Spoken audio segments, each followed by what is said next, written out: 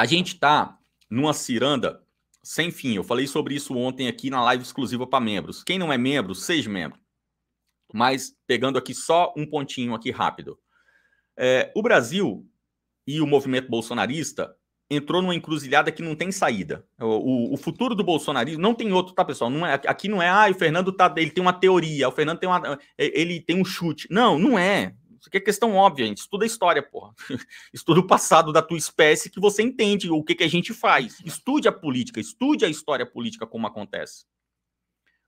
O que será do bolsonarismo no ano que vem?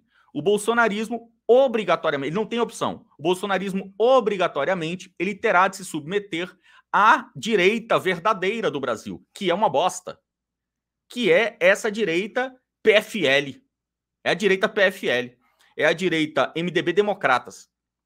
Porque é ali onde você tem os caras que tem alguma entrada no meio acadêmico, a galera que tem entrada numa FGV, é o cara que tem entrada numa faculdade, é o cara que tem entrada em discussões com empresários, com Fiesp. Então, que é uma merda. A gente está voltando à direita PFL, que é o quê? A direita empresarial. É a direita café. É a galera lá do café com leite, são os representantes ali do café. Então é isso que a gente está fazendo, a gente está voltando para ali. Ou seja, na prática, para dar nomes atuais, o que é o futuro do Bolsonaro no ano que vem? É ser aglutinado aí a um grande grupo, que é um grupo... o Bolsonaro estava sendo devorado pelo PP, agora ele conseguiu se livrar do PP para cair na mão do MDB Democratas. Então o Bolsonaro vai ter que torcer para esses caras terem a vontade de fazer uma aliança com o Bolsonaro, porque senão o Bolsonaro vai voltar a ser um pequeno personagem do baixo clero. Ele vai ser mais um cabo Daciolo da política. Então, se ele não quiser se transformar no cabo Daciolo, que não é cristão, né? No cabo Daciolo aí do patriota, ele vai ter que baixar as calças pro Temer. Então, olha a situação que a gente chegou. Por que isso?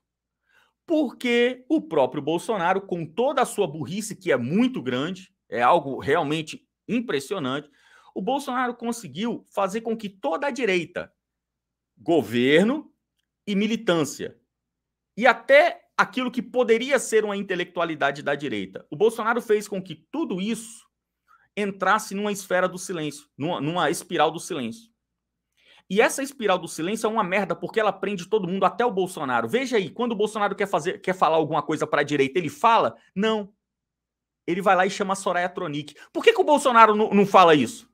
Por que o Bolsonaro mesmo não foi lá e não falou? Para que ele mandou a Soraya Tronic? Porque o Bolsonaro está na espiral do silêncio também. Bolsonaro também está na espiral do silêncio. Por que ele está na espiral do silêncio? Porque o Bolsonaro não pode falar o que ele pensa da direita. Porque se ele falar o que ele pensa, aí o grupo que ainda tem, assim, 1% de conservadorismo, que é o cara que é youtuber, que tá no COF, que estudou um pouco, o cara que tá no Twitter, no Facebook, mas que fez o COF também, que sabe ali, conhece a história do Brasil e tal. Aí o Bolsonaro perde esse cara. Então o Bolsonaro não pode falar, ele tá numa espiral do silêncio. E o cara que é de direita e que quer sair candidato, como, por exemplo, o Facuri, ele também está na espiral do silêncio. Porque se o Facuri falar o que ele pensa do Bolsonaro, ele perde o voto do bolsonarista. E se ele perder o voto do bolsonarista, ele não ganha, porque ele já não tem o voto da esquerda. Aí vai perder o voto do bolsonarista, vai ganhar o voto de quem? Então, todo mundo que é, entre aspas, da direita, que quer entrar para a política, também está na espiral do silêncio. E os pseudo-intelectuais aí da direita, os caras que poderiam ensinar alguma coisa para o eleitorado, eles também estão na espiral do silêncio. Porque se ele começar a ensinar filosofia, se ele começar a ensinar teologia, se ele começar a ensinar a história do Brasil, o que vai acontecer? Ele vai perder a monetização. Porque o eleitor, para o intelectual, ele não dá voto, porque o intelectual não se candidata, mas ele dá o Pix, ele dá o Superchat. Então, se eu falar o que eu realmente penso do Bolsonaro, eu perco a monetização. Também está na espiral do silêncio. E o eleitor, que é o eleitor comum, que é o cara que dá o voto e que dá o superchat, esse cara também está na espiral do silêncio. De qual silêncio? Do silêncio do conhecimento, que não chega a ele. Por quê? Porque quem tem o conhecimento não pode falar. Porque se falar, vai decepcionar esse cara. Então o eleitor, que é o trabalhador comum, ele também está na espiral do silêncio. Ou seja, todas as pessoas do Brasil que poderiam ser à direita estão na espiral do silêncio. Quem não está? A esquerda e os liberais. Com esse cenário, Fernando, adivinhe o futuro de 2022. Qualquer um adivinha. O pessoal está citando aí o Dostoiévski. Leia Os Demônios do Dostoiévski. Se você lê Os Demônios do Dostoiévski e o Irmãos Karamazov, você enxerga todo o futuro da direita brasileira. Não há futuro.